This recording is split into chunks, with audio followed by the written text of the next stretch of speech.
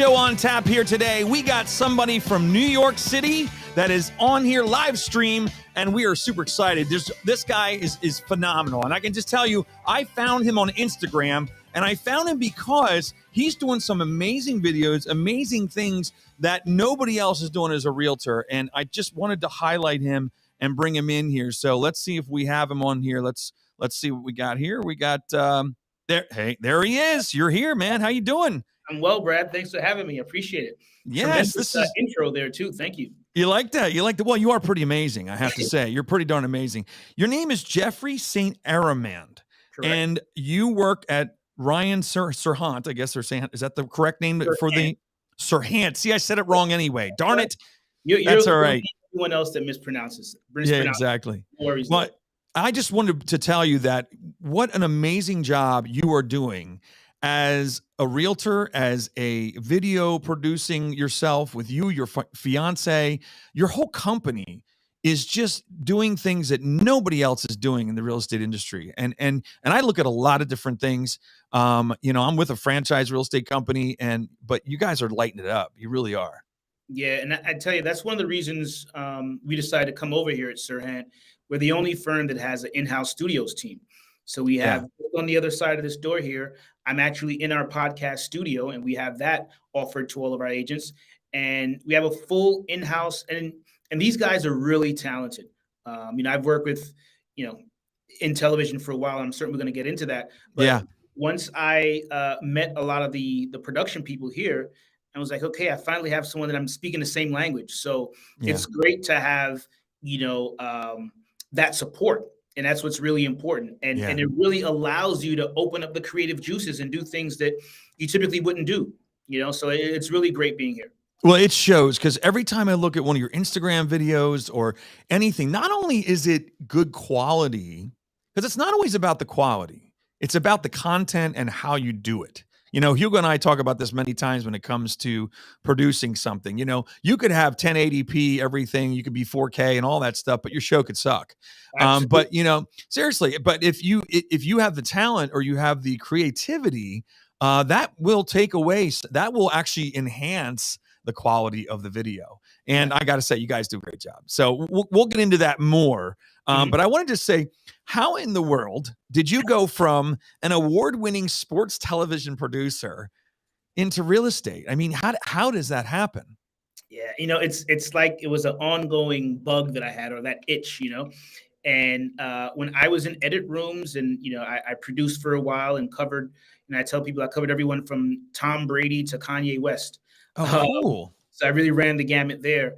And, even when I was in edit rooms, producing pieces, I would always have my toe kind of, involved in different real estate and had some deals going on. And I just felt the timing was right. As a freelancer, you can see where the industry is going. And so I wanted to get ahead of that. And I knew this was a great time. And to that point, I also knew that ultimately, in whatever genre, whatever you're doing, the idea, we're always selling something, in some capacity. So true. And so the most important part of selling is being able to be a great storyteller.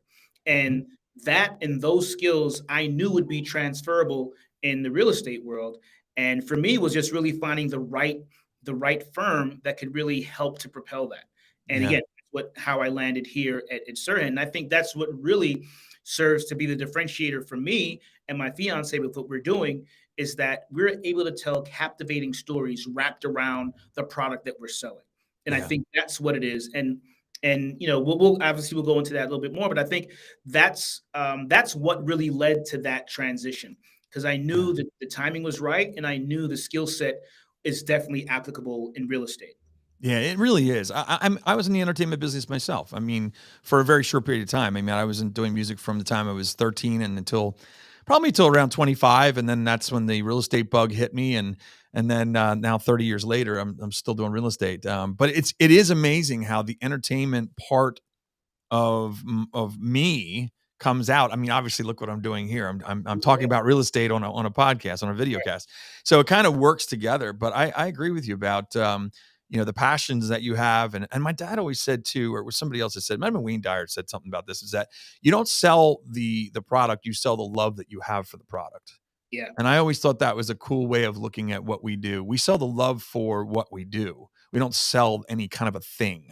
We sell the passion we have. So And I couldn't agree with you more because that's conveyed in whatever it is that you do, whether it be your podcast that you're doing or the mhm. videos I'm doing, that type of love and energy for what I'm doing, it transcends the whatever platform, and your Yeah. prospective, clients see that. And they entrust you that you're going to do the right thing based on your energy and where you are. And something that you mentioned earlier, and I'll just piggyback on that. Gary V, and I don't know if you're a big Gary V guy, but I'm a big follower of Gary V. Mm. And back in the time when I was Gary Vaynerchuk, Okay. I was transitioning into real estate. He would always speak about the importance of video, and this was, Yeah. I'd say, about 8 years ago. 8 to 9 years ago, and very few people were really doing it. And that was the one piece for me that told me that obviously I have the skill set that can do it, but also the timing is right. And very few people are doing it, and very few people can do it at the level that I wanted to do it at. So that's what really took Yeah. me over the hump and said, you know what? This is time to take that leap of faith and jump in. Awesome. Yeah. Well, you jumped in all right. I'll tell you what.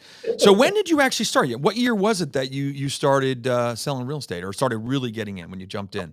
Really going in like full time all the way was about just about 8 years ago. Oh, About eight. wow. Okay. Man, And you've come far since then. yeah, yeah. And I tell you You've one come. thing I do that I did, and I recommend this to everyone. You know, I was at a high level in television. I want to be the same high level in real estate. So, in an effort to expedite that process, I thought it was so important to have coaching. So Yeah. I invested in a lot of various coaching platforms. Probably some that you're familiar with. Mhm. Um, uh, of course, now I'm drawing a blank. But Tom, yeah, Keller Williams has their own. I mean, yeah, Gary Keller himself, who runs Keller Williams, he has a coach. So, yeah, it's like anything that they say that it doesn't matter who it is, they have coaches. right. So some of the coach, Tom Ferry, Tom Ferry's amazing. he was huge the first couple of years to help that Yep. transition, to really learn the nuances and all the minutia of the standard transaction. And now I'm a big believer in the sell like Serhant that we have here, that Ryan has. And in fact, I moderated a course recently for Business in the Box, the latest course that we Oh, have. cool. And I Cool. moderated that and speaking to a lot of agents throughout the country, and just imparting my wisdom, and along with what's done in the actual facilitating video. And it was great. So I'm a big believer in that to help to Yeah. expedite that learning curve. Absolutely, absolutely. So you moving on here. You have a quote that I really intrigued me or was interesting and stood out for me. It's my clients count on me to orchestrate inspired deals for better living, managing all the moving parts. Nothing lights me up more. That's passion right there. Yeah, exactly. That's passion personified. And I can speak to that directly. Just most recently, there was a transaction that just closed, and it was a year in the making, a complete year. And when I met that client, I told her, and she told me the reason why she chose me when I went on the pitch is because I told her that the quality of her home and the number that I proposed for her to close at, which is what we did, was the most number that any other broker spoke to her about. And I just knew that if she followed my direction and my lead, we'll get to the finish line. And we did. Now, granted, it took a long time because of other Yeah. nuances with like permit issues and having open permits and stuff like that. And Department of Buildings here in New York takes forever. But we got over that hump. But she knew then, and it was because of that passion. And to surmise that quote, that's what she saw, and that's what Yeah. she reached out to me, because there was several agents, from various firms that pitched her, and she ended up going with me. And again, the video that we did for this product had over 25,000 views. Wow. We That's found the amazing. buyer. We found the buyer through the video. Get out of here. Yeah. Well, your videos are traveling. I mean, that's how I found you also. I mean, you're traveling through social media because of the amount of people that are following you, and what you're doing is just different. Yeah. It's different, and that's what people are looking for. And there's, and it's like I say this to agents when I do some training in here and some coaching to our agents is I tell them, you always have to stay relevant. What you're doing, what you did 5 years ago, what you did yesterday is not going to be relevant tomorrow. So you Right. always have to be looking for that next thing. And I can see that you guys do that by looking at your Instagram and going back and then looking to today on what you're doing. Things are changing, you're fine tuning things. And I love that. I think it's great. So let's get on to here. So you're primarily in Brooklyn and Manhattan, Right. which is cool. Where do you, for that marketplace, which is completely different than ours. Okay. We're about 2 hours southwest of where you are. Mhm. Um, where do you see things going in 2023? There's so much speculation. There's on interest rates, on inventory, and all these things. What your gut feeling? What do you feel is going on? Since 2001, Comfort Pro has been helping customers keep their homes warm in the cold winter months and cool in the hot summer months. Your comfort is what we do. Call us at 610-926-4200. 610-926-4200. The first thing I tell folks is that you got to realize real estate is both macro and micro. So you really can't look and listen solely to the headlines. You got to really hone in on the micro market and determine where your market is and how that impacts your market. So now, as it pertains specifically to Brooklyn and Manhattan, we have a lack of inventory. So the buyers are still there; they're still interested. And what I see, to answer your question directly, where I see the market going, I think there's going to be a couple. And ironically, I just spoke to Brian Scott Cohen, one of the top mortgage brokers in the entire country, and we have something on our Instagram that we just posted about this specific. I saw that. I watched it this morning. Yeah. And we do, and I there are going to be a few more interest rate hikes. We don't see it like 50 basis points, probably another 25 to 20 basis point hikes. And then when the spring market hits, we're hopeful that the Fed plays along and they start to drop the rates, and we start to see the rates dropping right in time for that latter mid-spring market. Yeah. So I think right now the buyers, and the other thing that I'm conveying to buyers also is this is the opportunity, to really be aggressive. This is when, because the interest rates are high, there are going to be less buyers that are out there. You also have the opportunity. There are different products. You can get a 5, 7, 10-year ARM. Use these ARMs now and refinance. I mentioned in the video, and it's an old, maybe even cliche. Sometimes I hate to say it, but you date the rate and you marry the home. So we use that all the time. Absolutely. When I heard you say it on that video, I was like, "Oh my gosh!" And you know what's funny, Hugo? Hugo's a producer for the show, but non-real estate agent or anything like that. But what's funny, he has to hear the commonalities. Do you hear the commonalities? Almost every person I have on the show, whether I had a guy on from California, had a guy on from Florida, we have a guy on from different places in the country. And what's amazing is the common denominator is, date the rate, marry the home, that whole thing, and it's great to hear that real estate agents are doing a great job at consulting their clients, not going with the doom and gloom, not going with the panic. No, this is not the bubble of 2008. I've lived through that. It was not fun. So, I love that. And you're saying the same thing that everybody else is saying, which I love. And I think the onus lies on us as advisors, Absolutely, to really give the appropriate information and to show your added value. This is when you're going to separate yourself from the norm, because in these times right now, the benchmark for entry is pretty low here in real estate, as we all know it. Yeah. So there are tons of people that just jumped in when it was a complete seller's market. You put something out, for 2-3 days, you get multiple offers and you're gone. Yep. Now you really have to work and you really have to educate. This is when the cream's going to rise to the top. You got that right. Onus really lies on us across the board to continue to convey this messaging, to fight the headlines that everyone's reading, and they just that paralysis that everyone has and doesn't want to do anything. I think now, if you can, this is the opportunity to be aggressive, and it lends itself in negotiability now. Because once we talked about, let's say the rates indeed start to drop in the latter part of spring, everyone that's on the sidelines is going to come back on the market. And then you're going to be essentially back in the same predicament you were before when you start to pay over ask. So if you get something now, and you have that negotiability and you refinance, you're in a better position now than you will be, if you wait for the rates to drop. So I agree, because right now, buyers are finally starting to get a little bit of an edge, not just a little bit. In our market here, inspections are back here, and we didn't have inspections for 2 years. It just was not part of the process, because everybody was waiving them, because that was one way to get the home that you wanted, was to waive inspections. Was it the right thing to do? Is it a little scary? Yes, but It is what it is. That's what happened. So we're starting to see inspections creeping back into the offers. We're starting to see a little bit of seller assist creeping back into some of the offers. The values aren't going down yet, which is good, but we're seeing some leverage there for the buyer, which is good.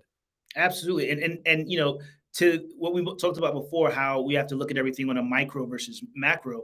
Here in New York, you could never get a property with an inspection contingency, even in the seller's. That's so funny. Now, granted, you could do the inspection just for your own due diligence. Right. That offer is not being accepted with a contingency. You have prior to your contract signing, you do your inspection then. But there's you get a mortgage contingency all day. Oh yeah. Same here. Same here. Yep. Never at all. But we had inspection contingencies like legit. Like it was if you had that on there and the inspector went through and said that the refrigerator's not working, that was something years ago when it was a buyer's market. Hey, you're putting a new refrigerator in. Yeah, that's just the way it was. Right. That has changed. So let me go back to. So I love you did this one video that was really, really unique. It was the multiple Tricia Lee marketing video that you did. Right. And it was for a house, I think, that was listed at 6 million and you got 6.5 for it. Correct. Does that sound right? Is that right? That's exactly right. I did my homework. See, I was just about to say, I'm working with a guy that did all his background. Nice. Yeah. So, but that was incredible. So that was an interesting shoot because you had her everywhere in the house.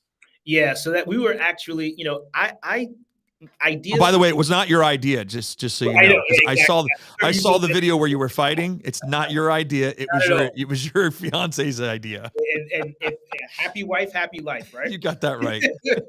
But we were watching and I always forget this movie, but it was a great movie, and this guy was taking some type of drug or something, and that just led him to clean his apartment, and there was multiple of him cleaning his apartment simultaneously. Oh, that's funny. I was like, hold on, this house is a beautiful home, multiple levels. They're different energy in each location. Yeah. Why don't we show that off and show that you can come out from your beautiful tub, or you can go, sit by your fireplace, or wherever else. So we ran with that, and that was our inspiration. And again, giving kudos to our studios team, they executed it to perfection. It was cool. I didn't get to see. I just saw bits and pieces because I think you had like a little part on there, but that was very clever. I loved the idea. I actually liked you guys arguing about it better, but that was actually more entertaining for me. So I just wanted to say, if anybody wants to follow you on Instagram, it's JSA_sells SELLS_NYC. Is that correct? That's because you have 58,000 followers, or a little bit over that, whatever the number is. So hopefully you get some more after people see the show. That'd be great. I'm certain. One of the other things I just want to talk about, you have another show. It's an educational thing, and then we're going to have to wrap this up. But Boots on the Ground, tell me about what that's about. It's like a show that you guys do on a consistent level. Yeah. So I think what's important there, and it kind of works with the title. Us as realtors, we have our boots on the ground, and we are always ahead of what the media writes because we're here in real time. So the media is reactionary. After each quarter, they'll see, quarter reports and see what it is, but that's not really indicative of where the market is right now. So with boots on the ground, we try to give, buyers and sellers the pulse of the market and where it is in real time. If you look back, we were talking, I would say about a good 6 months ago, about getting ARMs. When we saw the interest rates started creeping, we were talking about getting 5, 7, 10-year ARMs then. Yeah. We were talking about that. We were talking about refinancing, at this back then. So that's really the impetus, is to really educate, our prospective clients on what we're seeing and what they should anticipate, and how to then, navigate the market accordingly. So that's kind of debunking the headlines. I mean, absolutely. You know what I mean? It's I always say the media sells headlines, really. That's what it is. And we sell real estate. So, we have to get to what's real, which is what we do. And what they do is selling headlines. And it's not, the two don't actually come together at all. Don't. But I'm going to tell you, I love that quote. I might be using it in a new media sells headlines. Yep. We sell real estate. Yep. Two different things. Absolutely. Yeah. So I want to thank you for coming in here today, or being on the show today. And I just want to say you're doing a great job. I'm going to Thank you. have you on again if you would want to, because Time I for you. really enjoyed my time with you. And I just wanted to let people know once again, if you want to follow him, because he's doing amazing things. It's JSA_cells_NYC. That's his Instagram. Is there anything else you want to tell anybody as far as where to find you in New York? Well, I'm here at the SERHANT office. I'm on LinkedIn. I'm on multiple platforms. I'm on LinkedIn. I'm on Facebook. I'm starting to go more into TikTok. I need to do that a little bit more. But I think the most important message to convey is whenever there's any type of we're far from a catastrophe, but whenever there's any type of issue happening in the market, there's always opportunity for you to gain more. Absolutely. To get more volume in the market, period, regardless of what it is, any sector. Yep. Wall Street, the same thing is true in Wall Street, and the same thing is true in real estate. So just, if you can, consider this is the opportunity for you to be aggressive now, and even as the rates start to drop. But if you start now, a lot of these sellers, they're open to negotiating, and you can get some good deals. So be aggressive, and everything is short term. This entire market is so cyclical. So Absolutely. We'll be on the other side soon. That's exactly right. Thanks for your words of encouragement. I appreciate it, man. That is it. That was Jeffrey. Oh my gosh. Jeffrey St. Arromand. And that name's not easy to say either, but I did it, right, Hugo? I got through it. That's right. All right. Thanks so much. We'll see you next Thursday at 1:00, and we'll have somebody on the show again. All right. Take care, guys. Thank you.